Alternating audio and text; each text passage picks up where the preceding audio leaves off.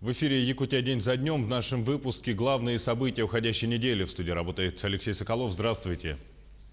В правительстве России взялись за экономическое обоснование Ленского моста. Это поручение Путина, но нужна и гражданская активность.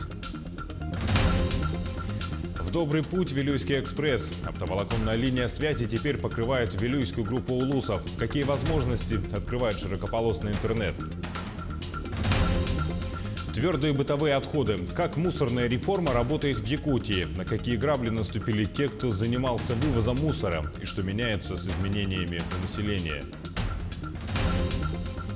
Незаконные постройки. Почему люди в Якутске оказались на улице и как привлечь к ответственности застройщика? Рейд надзорных органов в столице. Микрозаймы, как кабала, должны уйти в историю. Через 10 дней вступают в силу поправки в федеральном законе, который заставит воротил микрофинансового рынка играть по новым правилам.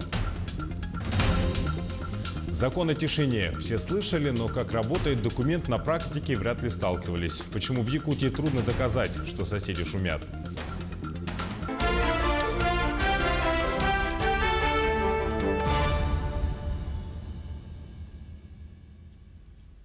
На неделе вновь заговорили о строительстве моста через Лену в районе Якутска. Заговорили не только в кулуарах или на форумах и соцсетях. Вопрос обсуждали на федеральном уровне. Глава Якутии Айсен Николаев провел рабочую встречу с министром экономического развития страны Максимом Орешкиным. В рамках переговоров стороны договорились рассмотреть возможность включения строительства Ленского моста в комплексный план по модернизации и расширению магистральной инфраструктуры. Программа рассчитана до 2024 года. Федеральный министр дал поручение доработать в правительстве Якутии окончательные расчеты ожидаемой экономической эффективности от строительства Ленского моста. Напомню, что в декабре на пресс-конференции Владимир Путин, отвечая на вопрос журналиста газеты «Якутия» о строительстве моста, сказал, что нужно просчитать экономическую составляющую проекта. Нужно отдать должное республиканским властям, которые рассматривают мост не только с точки зрения объекта для Якутска, а как транспортное звено, так необходимое для всей зоны северо-востока страны. Мост, который должен связать Иркутск и Магадан.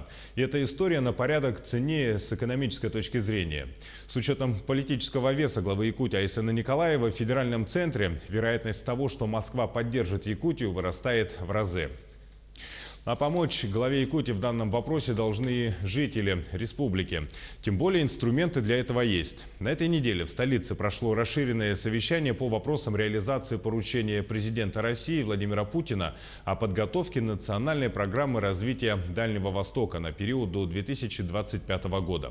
В совещании приняли участие премьер правительства республики Владимир Солодов и заместитель секретаря Общественной палаты Российской Федерации Александр Точенов, который прибыл в Якутию с целью ознакомления с предложениями якутян для национальной программы по развитию Дальнего Востока. Казалось бы, рядовое совещание с представителем общественности страны. Однако есть целый ряд «но». Давайте сперва посмотрим сюжет о работе Точенова в Якутии, а потом подводные камни его визита.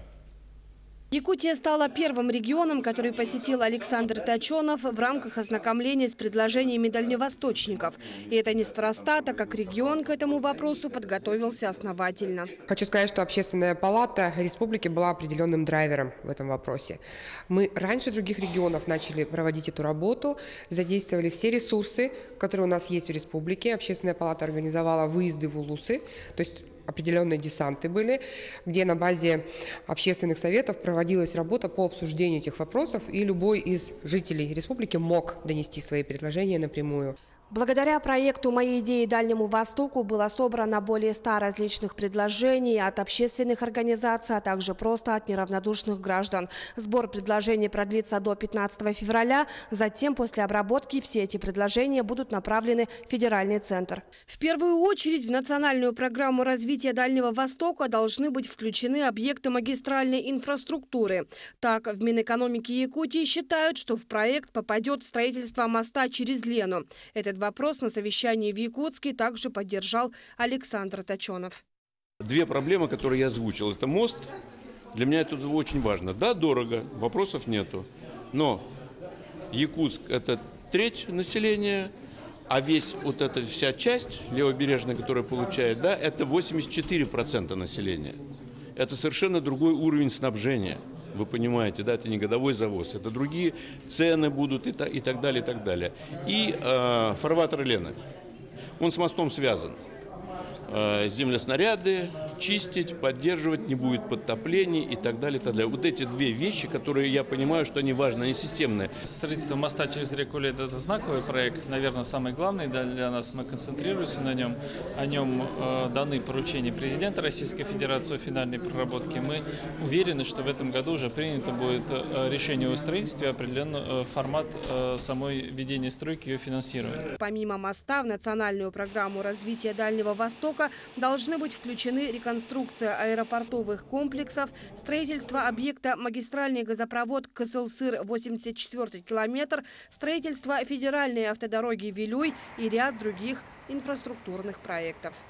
У нас уже имеется опыт активного привлечения общественности к разработке таких масштабных документов, как стратегия. И на сегодня у нас стоит задача, внести предложение в национальную программу развития Дальнего Востока до 2025 года. Были предложения и по развитию туризма в регионе, телемедицины и малой авиации в республике.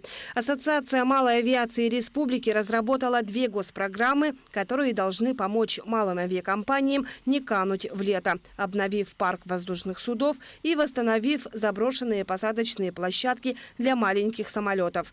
Если в советское время их было 400, то в наше время их осталось не более 100.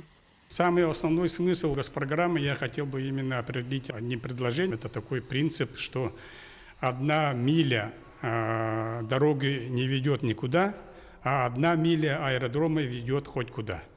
То есть, построив сеть посадочных площадок и маленьких аэропортов, мы сможем обеспечить полностью транспортную доступность нашей республики. Напомним, сбор предложений продлится до 15 февраля.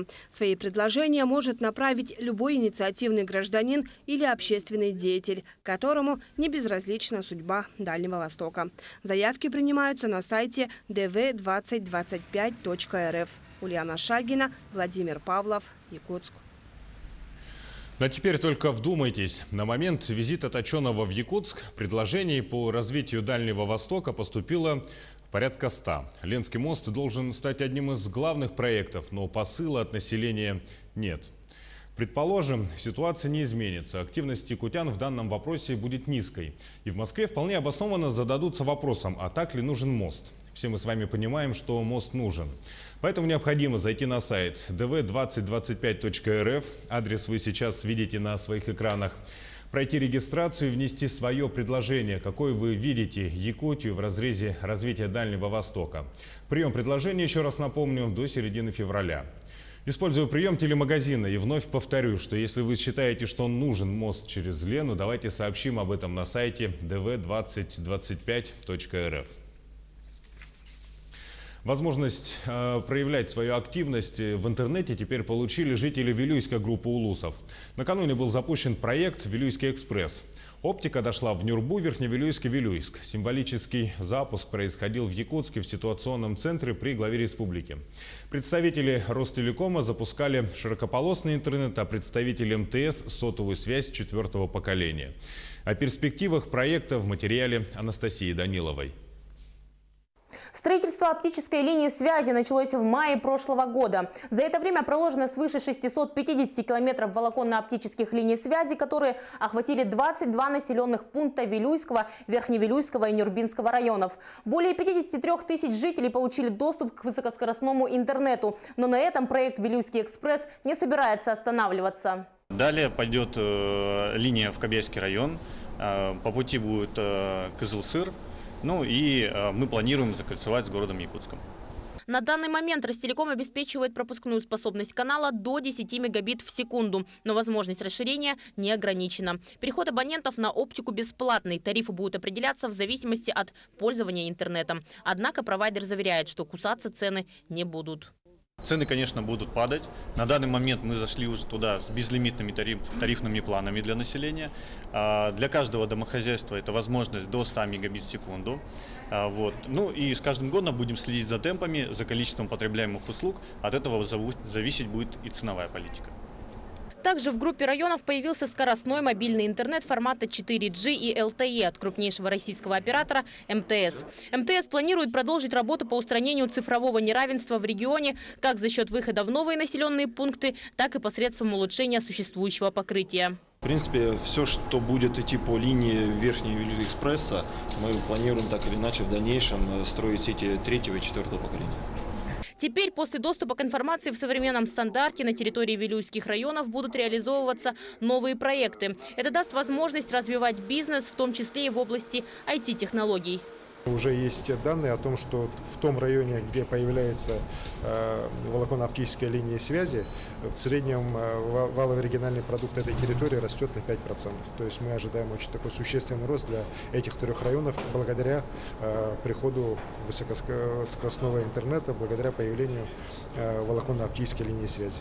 В первую очередь это скажется на повышении эффективности работы госучреждений, банков, больниц, школ. Ведь в современном мире от скорости интернета напрямую зависит скорость, а значит и качество работы всех социальных объектов.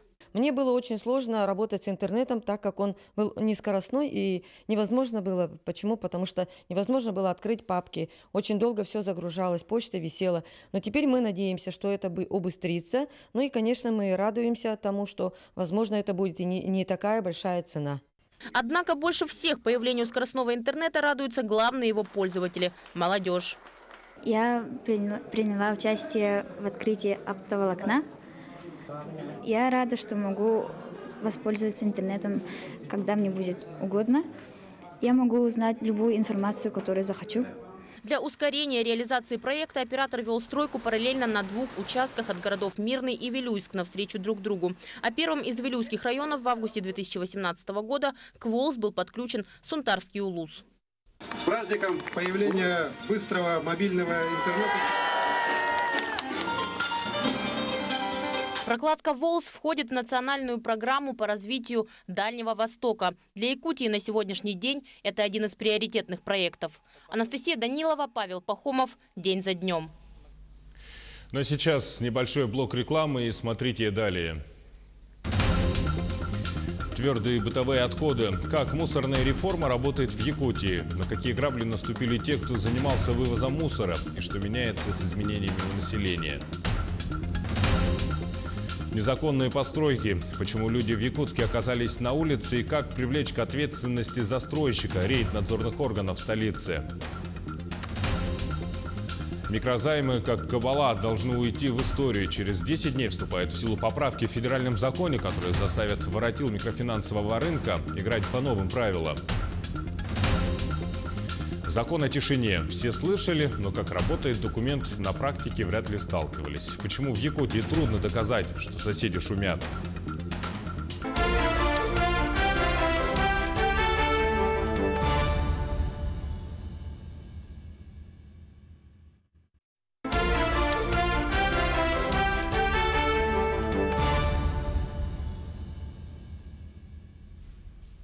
В эфире «Якутия. День за днем», и мы продолжаем подводить итоги недели.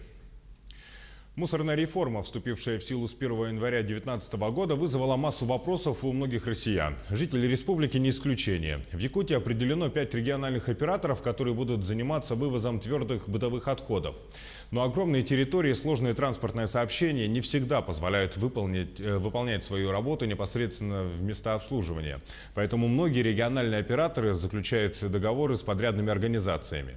Кто будет вывозить мусор в Ленске? Вернут ли мусорные баки на место? И куда обращаться с жалобами на несвоевременный вывоз ТБО, узнавала Анна Кожевникова. Практически каждый житель Ленска после 1 января 2019 года столкнулся с такой проблемой, подходя к площадке по сбору мусора, как отсутствие баков. Пакеты ставят прямо на землю, в результате чего образуется свалка. Таинственное или не очень исчезновение мусорных баков со дворов многоквартирных жилых домов города Ленска взбудоражило большинство жителей. Конечно, мы были в шоке, когда у нас увезли баки. Потом на следующий день нам пришлось мусор складывать на том месте, где стояли баки. Но к вечеру уже было все вывезено. На следующий день нам вместо 3, конечно, баков привезли 1 бак. Но здесь возникает больше вопросов, чем ответов по этой реформе. Потому что если у нас приходит оператор, то этот мусор должен перерабатываться, как я поняла, отдельно, и чтобы не загрязнялась окружающая среда. Группы мессенджера WhatsApp Ленского района переполнены фотографиями, иллюстрирующими ситуацию во дворах многоквартирных домов города Ленска. Немало здесь обсуждений и комментариев жителей, требующих разъяснения, как будет решаться вопрос с вывозом мусора после вступления в силу новой реформы. Выбрасывает это, а собаки растаскивают по всему этому. Еще ветром подхватывает и все уносит по всему. Вот такая картина. И не знаю, когда они будут все это... Вообще обращались в управляющую компанию, узнавали? Так не говорят, что это с какого-то мирного какого-то хозяина или предпринимателя, или кто-нибудь будет такой. Первые дни рабочих будней к мэру города стали обращаться ленчане с жалобами на то, что из их дворов вывозят мусорные баки. По этому поводу Александр Харунов собрал срочное совещание с представителями управляющих компаний. Мы экстренно 10 января собрали все управляющие компании. С ними проговорили о том, что необходимо, ну скажем так, выполнять те договоренности, которые у нас были достигнуты, и не допустить, скажем так, случаев невывоза твердых коммунальных отходов. 11 января мы сюда пригласили регионального оператора, сюда приезжал непосредственно генеральный директор, это Трушков Василий Николаевич. Мы с ним провели рабочее совещание. С ЛПЖХ мы договоренности не достигли. Поэтому в пятницу вечером в Ленск с Мирного было отправлено 66 контейнеров. Сегодня баки постепенно возвращают на место, но не везде. Управляющие компании баки были вывезены с целью проведения ревизии. На сегодняшний день большая часть мусорных баков проревизирована и возвращена на места сбора ТКО. Что касается вывоза твердых бытовых отходов, договор с мирнинским оператором заключило общество с ограниченной ответственностью «Профиль». Региональный оператор заключил договор с нами как с единым оператором на сбор и транспортировку твердых коммунальных отходов. Включает этот договор обслуживание полностью всего города Ленска. Мы будем вывозить отходы, то есть со всего города. Обслуживаем точки ЛПЖХ. На них мы в субботу и воскресенье устанавливали мусорные контейнера. Региональный оператор их привез, и были установлены мусорные контейнера, и сразу же происходила зачистка. И как бы с сегодняшнего дня мы тоже приступили, получается, уже к полноценному обслуживанию данных точек, которые обслуживала раньше ЛПЖХ. Также региональный оператор обратился с предложением заключить договор на вывоз мусора к управляющим компаниям, но предложенный тариф многих не устроил. Как пояснил оператор, это связано с тем, что такой тариф защитили в РЭК.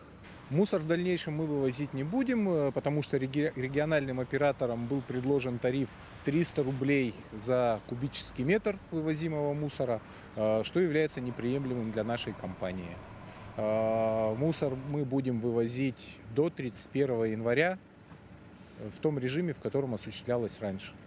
Жителям же города не важно, кто будет вывозить мусор. К тому же эту услугу они оплачивают в полной мере. Для них важно, чтобы их дворы не превращались в несанкционированные свалки. Анна Кожевникова, Виталий Андреев, Ленск. Жители Якутска стали жертвами недобросовестных застройщиков, поддавшись соблазну купить дешевое жилье. Теперь им приходится платить не только за приобретенные квартиры. Люди буквально остались выброшенными на улицу. Подробнее в ситуации разбиралась наш корреспондент Сусанна Рожина. Жильцы этого дома остались один на один со своей проблемой. Жить в таких условиях невозможно. Канализация протекает, отопления нет, воды нет. Многие жильцы уже давным-давно съехали и снимают квартиры. Последние собственники буквально на днях съехали с этого дома и уже не знают, куда идти с маленькими детьми. Сейчас они будут искать защиты в прокуратуре. Снимают квартиру. Маша, вот 8-я квартира, буквально позавчера переехали, потому что батареи ледяные, вода появилась вот вчера, не было, вообще воды не было. Септик качаем 2 раза в неделю, стоит, оказывается, он нас обманул, он сказал, что 10-кубовый стоит 5-кубовый септик на 8 квартир. То есть здесь полный обман идет людей. Застройщик этих многоквартирок по Билибина мог использовать мошеннические схемы для реализации квартир по договорам долевой собственности. Как оказалось, здание возведено на дачном участке. Теперь жильцы вынуждены защищать свои права через суд. Мы покупали, первые собственники покупали очень дешево, они поняли, что дом это самое аварийный такой, и все быстро распродали дешево. Поэтому все кинулись на дешевые цены, за 1,5 миллиона купили. Вот мы и соседи. Нам нужно было срочно жилье. И вот так попали в такую ситуацию. Теперь не знаем, как выпутаться. Снимаем квартиру, маленькие дети. Жить здесь невозможно. А эти дома по Красильниково и вовсе возведены самовольно, без документов. Судьба этих зданий очевидна. Они подлежат сносу. А вот где будут жить собственники, неизвестно. И таких зданий в Якутске, увы, немало. Из 6 домов, которые построены на улице Красильникова, только один дом, Красильникова 4/1, построен на законных основаниях. Имеет разрешение на строительство и разрешение на ввоз. Все остальные объекты построены на самовольно занятых земельных участках и, соответственно, не имеют разрешительных документов. На 2 из них уже городом получены по решению суда удовлетворены иски о сносе. Теперь жильцы домов и по Билибиной, и по Красильниково действительно платят дважды, и даже больше, за аренду другого пригодного жилья, при этом оплачивают ипотечные кредиты за свою незаконную недвижимость, а еще впереди у них судебные издержки. По-другому они свои права защитить не смогут. Сусанна Рожина, Семен Семенов, Якутск. На этой неделе в Якутске был задержан налетчик на алкомаркет. Преступником оказался 37-летний житель столицы, в свое время преподававший в одном из вузов. Якутским городским судом мужчине на время следствия избрана мера пресечения сроком на 1 месяц и 23 дня. Напомню, вооруженный грабеж в магазине «Шанс» на улице Дежнева в Якутске произошел 10 января. Преступник выстрелил из ружья в витрину, чтобы напугать персонал, затем потребовал деньги из кассы и скрылся. С его слов, похищенные из кассы деньги он потратил на покупку авиабилетов до Новосибирска. Также установлено, что обрез, с которым совершен разбой, подозреваемый изготовил самостоятельно. Оружие изъято. Якутским городским судом Республики Саха-Якутия избрана мера пресечения в виде заключения под стражу в отношении лица, обвиняемого в совершении преступления, предусмотренного частью 2 статьи 162 Уголовного кодекса Российской Федерации. Мера пресечения обвиняемого избрана на 1 месяц 23 сутки, то есть по 9 марта 2019 года включительно. Постановление Якутского городского суда не вступило в законную силу. Стороны имеют право обжаловать решение суда в течение 3 суток. Но сейчас короткая реклама, и вот о чем расскажем ровно через 2 минуты. Микрозаймы, как кабала, должны уйти в историю. Через 10 дней вступают в силу поправки в федеральном законе, которые заставят воротил микрофинансового рынка играть по новым правилам. Закон о тишине все слышали, но как работает документ на практике, вряд ли сталкивались. Почему в Якутии трудно доказать, что соседи шумят? Крещенские купели. Кто и как прошел обряд омовения в Якутии.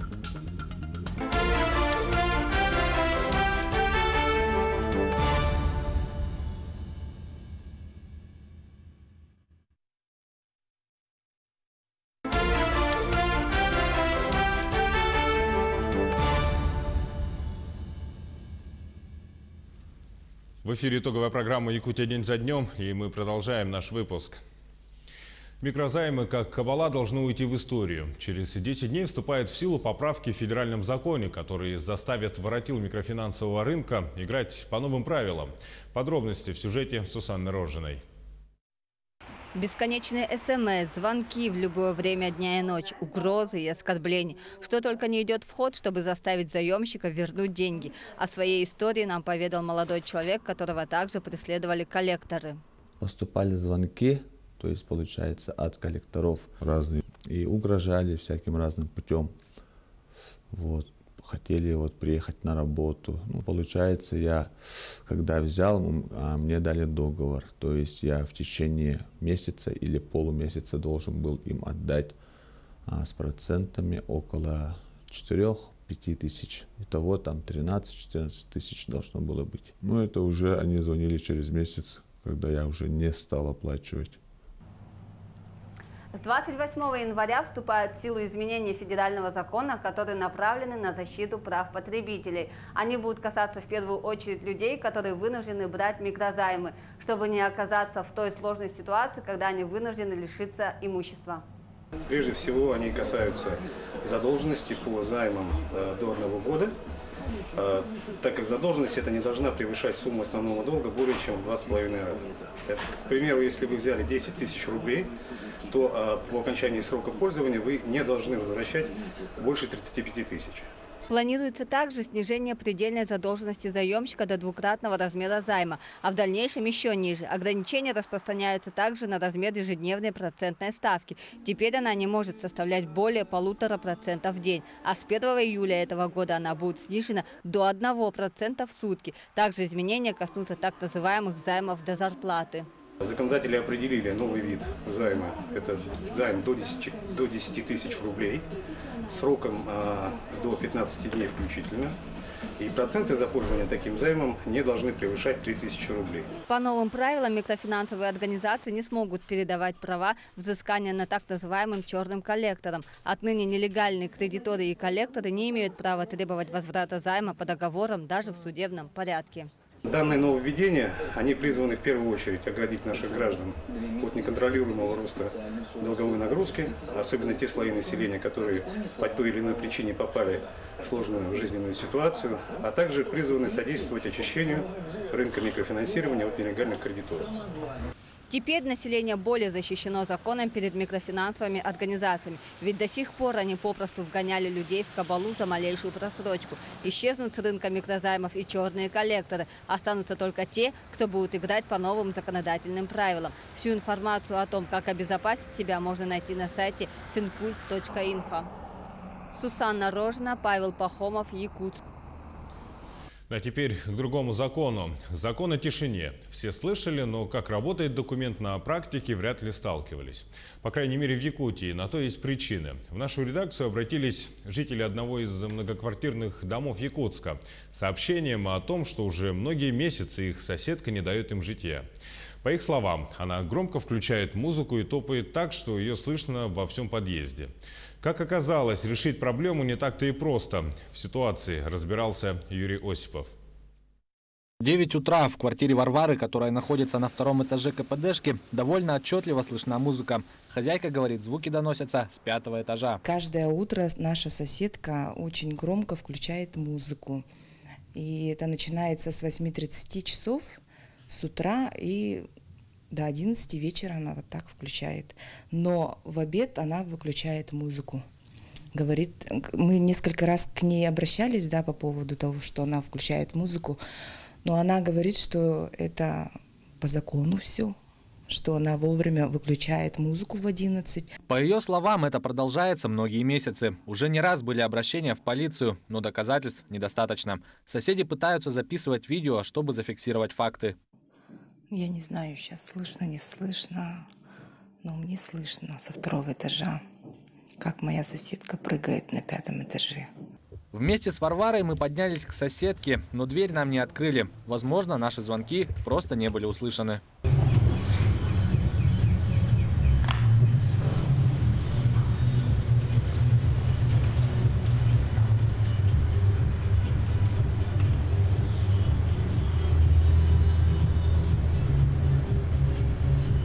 Хуже всего приходится соседям на 4-м. Каждое утро прямо над ними начинается настоящая канонада. И длится этот грохот почти весь день.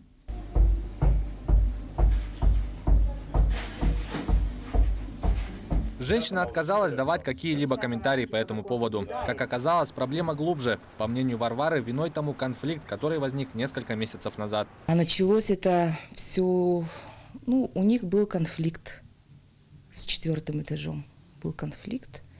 Вот и, видать, она мстит всем соседям теперь.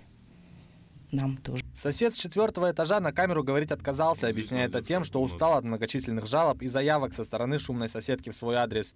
Мы решили обратиться за разъяснениями в управу промышленного округа. Там нам объяснили, что уже несколько месяцев женщина живет без воды. Из-за течи по стояку и отсутствия доступа в квартиру управляющая компания поставила заглушку. Информация, насколько мне известно, сам весь бытовой конфликт произошел из-за течи по стояку. Через некоторое время хозяйка квартиры приехала, дала доступ, произвели осмотр, и у нее течь также на потолке была обнаружена. Вследствие чего было обследовано чердачное помещение, да, где было зафиксировано негерметичность самого потолка. То есть течь была по самому всему стояку. Подключили их, а жилец нижней квартиры, так как у него поставили заглушку и сам кран, да, теперь не дает доступа воды к ней. Впрочем, в управляющей компании, непосредственно обслуживающей этот дом, уверены в обратном. Течь действительно произошла у соседки на 5-м этаже, а соседи ниже просто стали жертвами ситуации. 2 августа 2018 года обратился собственник к тому, что по стояку горячего водоснабжения в ванной комнате в окно бежит, получается, вода. Произошло затопление данной квартиры. Доступ в квартиру, с которой произошло залив, был ограничен. Неоднократно собственник данной квартиры уведомлялся, доступа она не предоставляет для осуществления восстановительных работ. И это далеко не единственный случай. Как нам рассказали в административной комиссии города Якутска, в последние годы отмечается рост подобных обращений. Если за 2017 год поступило 249 жалоб, то в 2018 их стало почти на 100 больше. Рост нарушений составил 23%. Многие горожане и гости столицы не знают о том, что у нас были введены изменения в 2016 году по времени. Раньше он был до 23 часов, а сейчас уже до 21 часа. Это в будние дни и выходные дни с 22 часов до 10 часов утра следующего дня. И также в обеденный перерыв с 13 часов до 15 часов дня. За нарушение закона предусмотрен штраф до 250 тысяч рублей. В административной комиссии нам объяснили, наилучшим выходом для жильцов этого дома станут поиски разумного компромисса. Смогут ли непримиримые соседи его найти, пока не ясно. Мы продолжим следить за этой ситуацией. Юрий Осипов, Владимир Павлов, Григорий Николаев, Якутия. День за днем. Но если качество соседей изменить трудно, то качество воды в трубопроводе возможно. Новые водозаборы, водоочистные сооружения в Якутске – это то, чего так долго ждали жители столицы. Потребность в чистой воде у города была с 80-х годов прошлого века. И прошлой осенью проект запустили, но предстоит сделать еще многое. В этом убедилась наша съемочная группа. Репортаж Ольги Башук. Реализация проекта по строительству новых водозаборных и водоочистных сооружений в столице началась в 2012 году. Стройкой занималась израильская компания «Тахал». На ее счету очистные сооружения в Санкт-Петербурге, Оренбурге, Турции и Южной Африке. Работы с фундаментами в условиях вечной мерзлоты при температуре минус 50 градусов – это, конечно, сложно. Проект является уникальным. Как в проектировании, так и в строительстве. Но благодаря взаимопониманию с нашими партнерами мы смогли завершить этот проект, несмотря на его сложность и уникальность в установленные сроки. Цена объекта свыше 5 миллиардов рублей, 188 миллионов выделили из республиканского бюджета, 360 миллионов – деньги водоканала. Остальные деньги, то есть 4,5 миллиарда рублей – это кредит Европейского банка реконструкции. Они будут возвращаться за счет тарифной выручки водоканала. Ну и, конечно же, государство в лице Республики Саха-Якутия дало гарантии по этому кредиту, и мы будем возвращать, поэтому процентные платежи по этому кредиту будут брать на себя правительство республики.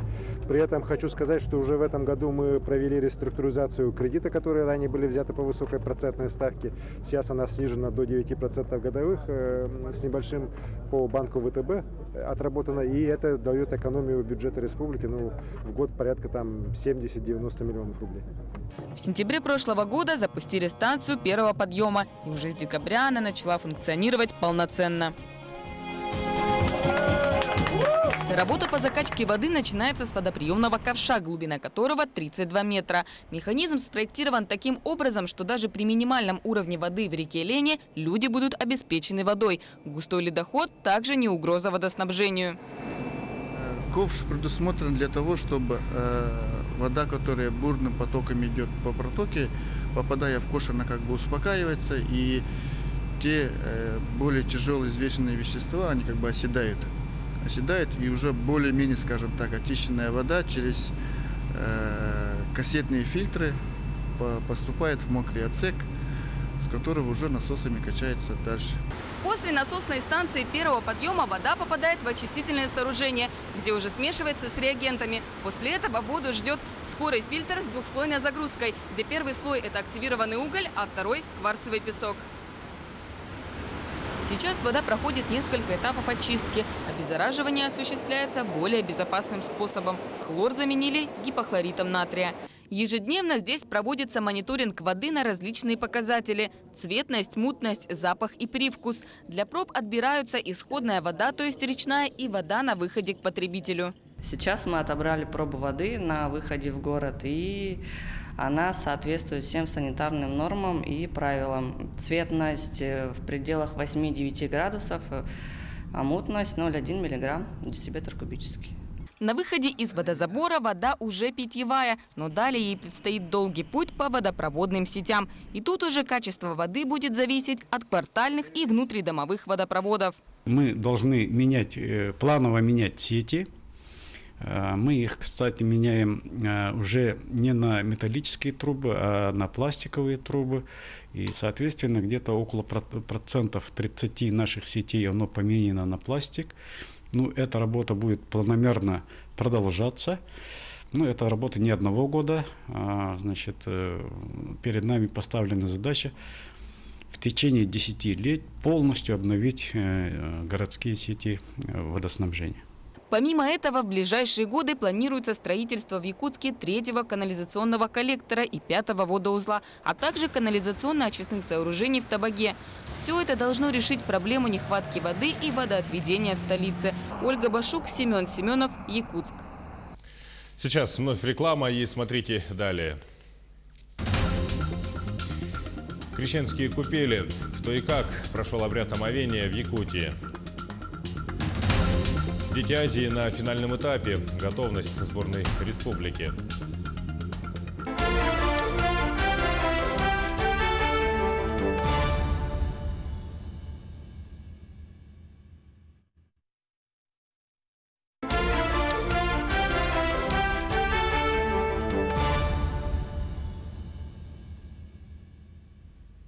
Еще раз здравствуйте, мы продолжаем.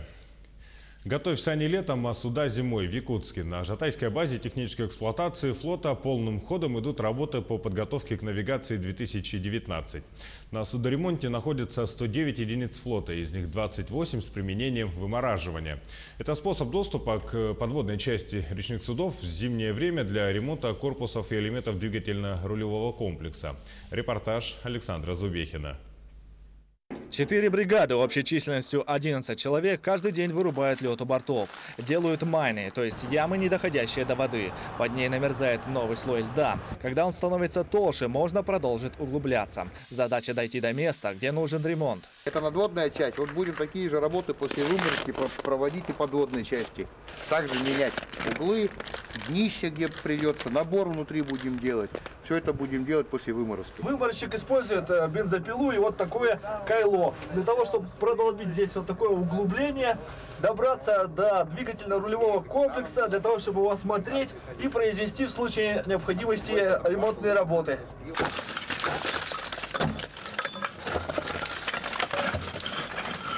4 судна выморожены. До полного завершения работы осталось 60%. Всего специалистам предстоит извлечь 2300 кубометров льда. Опасность можно пробить, по неосторожности, конечно. И вода заполнит, работа просто пойдет на смарку. Опять будет, опять заново. На моем веку еще никто не погиб и не покалечился.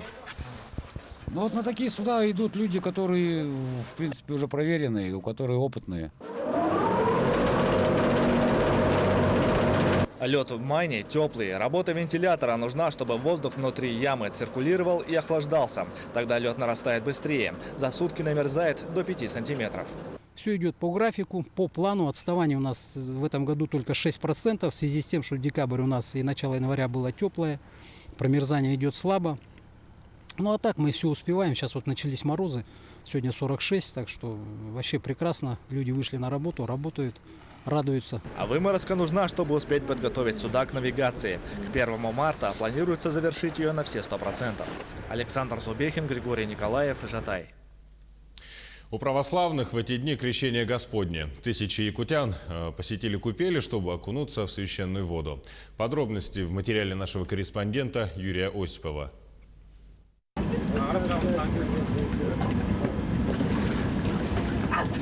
Даяна из многодетной семьи Павловых. Из 20 детей искупаться в священной купели осмелились 4.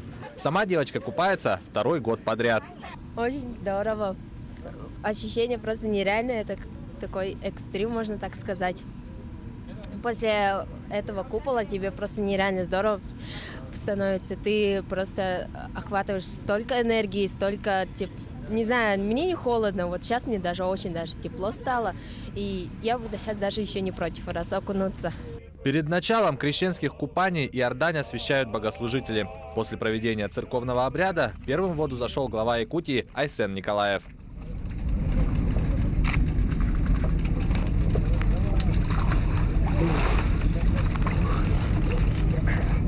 Для главы это уже давно добрая традиция. Один из немногих, кто окунался в первую купель в Якутске 13 лет назад. И сейчас, несмотря на все морозы и так далее, мы ожидаем, что по всей республике несколько десятков тысяч человек окунутся в крещенскую купель, приобщаться к этому святому таинству. Окунание в купель – это же не просто там какое-то моржевание, именно крещенскую купель – это особый ритуал, когда ты тем самым приобщаешься к тем изменениям, которые идут в этот день, и показываешь Господу нашему стремление измениться, стремление изменить к лучшему не только себя. В Якутске на подготовку к крещенской купели понадобился 1 день. На традиционном месте, зеленом лугу, очищено порядка 2000 квадратных метров снега. На очищенной территории расположено 5 палаток. 1 для купели, 2 под раздевалки и еще 2 палатки в качестве тамбуров. Палатка, значит, для входа, где установлен металлодетектор, палатка для приема пищи и палатка для обеспечения правопорядка Министерства внутренних дел. На улице 40 градусов мороза, а потому к обустройству купели подошли ответственно. Для проведения крещенской купели вокруг нее возвели целый городок. За освещение здесь отвечает 1 электростанция. Она же отвечает и за тепло, и за насос для забора воды. В час она потребляет примерно 4-5 киловатт. Крещенские купания – массовое мероприятие. В одном только Якутске ожидается около 20 тысяч человек. На первом месте – безопасность людей. Выставлены посты сотрудников якутского филиала поисково-спасательной службы, также спасатели службы спасения, противопожарная служба Республики Саха-Якутия на территории городского округа города Якутска, Якутский гарнизон и водолазные службы спасения. Также выставлены посты медицины, Центра медицины катастроф, Министерства внутренних дел обеспечивают безопасность, пропускной режим и в целом охрану общественного порядка. В этом году крещенские купания проходят в 26 муниципальных районах и 2 городских округах. В Нерингре крещенские омовения проходят в воде Нерингринского водохранилища недалеко от поселка Серебряный Бор и на реке Чульман, традиционном месте ночных крещенских купаний. Для удобства жителей туда ходят автобусы. По маршруту 5, то бишь начиная с конечки Чурапчи и до реки, до организации именно этой крещенской купели. Автобусы будут ходить с 22:30 до 3 часов ночи. 2 автобуса, будет разрыв между автобусами 30 минут. А в Ленске местом для священного обряда по-прежнему остается река Лена вблизи пристани. Для безопасного проведения установлены правила. Лица в состоянии алкогольных опьянений, конечно, допущены до купания не будут. Здесь будет дежурить силовые структуры, МВД. На территории республики организовано 42 купели. Все они работают до поздней ночи. Планируется участие около 40 тысяч якутян. Все это время на священных местах будут дежурить более 600 человек и более 150 единиц техники. Юрий Осипов, Анастасия Кобызева, Илья Сыромятников. Якутия. День за днем. Якутские морозы не только экстремальное препятствие для тех, кто принял участие в крещенских купаниях. Бегун из Молдавии преодолел 50 километров при минус 60 градусов по Цельсию ради спасения ребенка. Забег состоялся на полюсе холода в Аймеконе. Эмоции экстремала и треск мороза в следующем материале. 2, 1, старт! Экстремальный холод не может остановить горячее сердце. Это доказал спортсмен из Молдавии. Дмитрий Волошин пробежал 51 километр в одном из самых суровых мест планеты – на полюсе холода в Якутии. Невзирая на мороз в минус 60 градусов по Цельсию, бегун преодолел дистанцию за 6 часов. Свой марафон он назвал «Незамерзаемое милосердие». Волошин собирает деньги на лечение 4-летней Евы Письменюк с ДЦП. Неравнодушные люди перевели экстремалу уже 62 тысячи молдавских леев, примерно $3600. Президент Молдавии Игорь Додон на своей странице в Facebook похвалил соотечественника и пообещал помощь из благотворительного фонда «Первой леди». По завершении забега Волошин признался, это было серьезное испытание на выносливость. Как выйти в открытый космос. Жуткий мороз и вообще нет кислорода. Да все, успеешь рассказать. Давай. Жуть. Не повторяйте этого никогда. Нынешний забег – не единственное экстремальное приключение незамерзаемого спортсмена. В апреле 2018-го он устроил себе марафон на Северном полюсе. 42 километра Дмитрий преодолел за 5 часов 3 минуты.